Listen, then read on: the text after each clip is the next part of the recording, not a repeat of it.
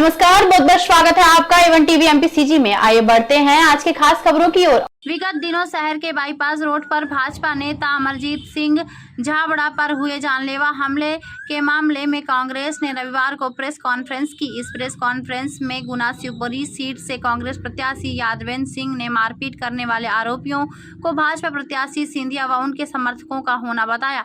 साथ ही उन्होंने कहा कि यहां से पूर्व विधायक जज्जी के बारे में भाजपा के पूर्व सीएम शिवराज व अन्य नेता भी पहले हुए हमलों में नाम ले चुके हैं, जिसके वीडियो भी हमारे पास है। जिन लोगों ने भाजपा नेता पर जानलेवा हमला किया था, पुलिस ने उन्हें तो गिरफ्तार कर लिया है, लेकिन मुख्य आरोपी को गिरफ्तार नहीं किया है। उसके कनेक्शन किन लोगों से है, इस बारे में फोन कॉल के माध्यम से पता किया जाए।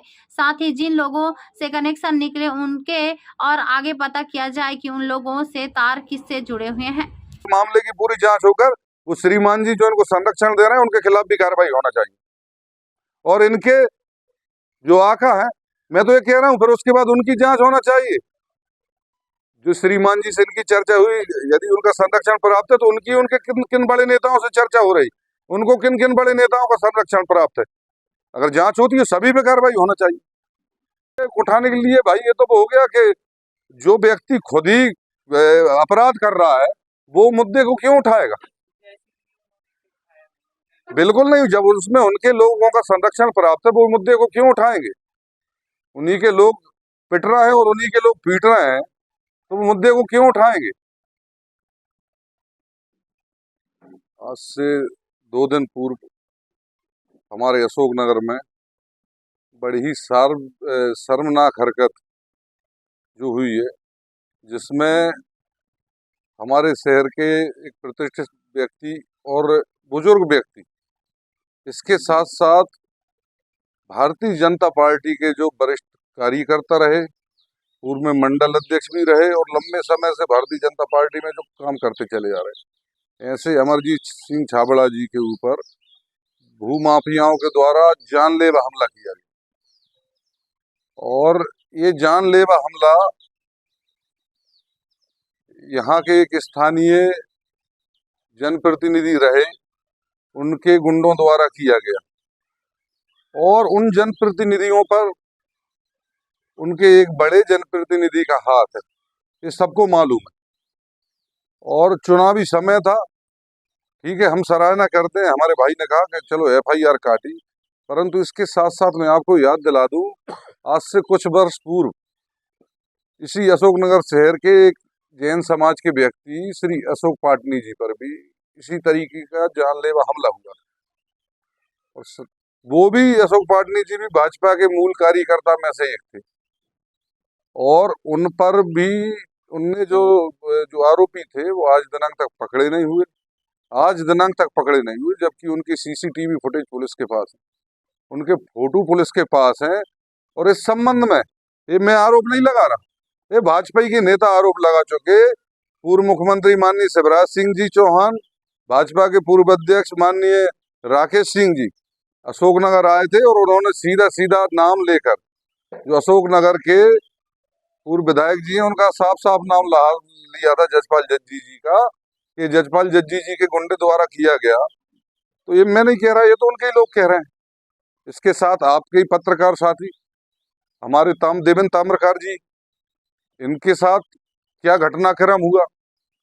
और ये मैं एक सवाल पूछना चाहता हूं आपके माध्यम से कि क्या इन सभी जो घटना हुई है उनको जो संरक्षण देने वाले नेताजी हैं वो क्या एक ही व्यक्ति हैं, और उनके ऊपर किस बड़े नेता का हाथ है।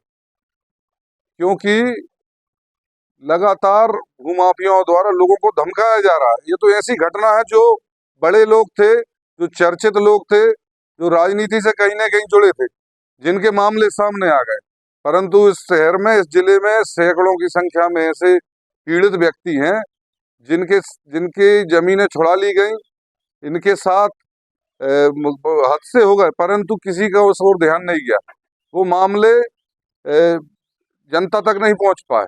और हाल ही में भाजपा के प्रत्याशी और इनके सबके संरक्षण, इन जनप्रतिनिधियों के संरक्षण करने वाले श्री ज्योतिरादित्य सिंधिया जी ने कहा है अभी कुछ दिन पूर्व, 2-3 दिन पूर्व, कि मैं भूमाफियाओं को खत्म करूंगा?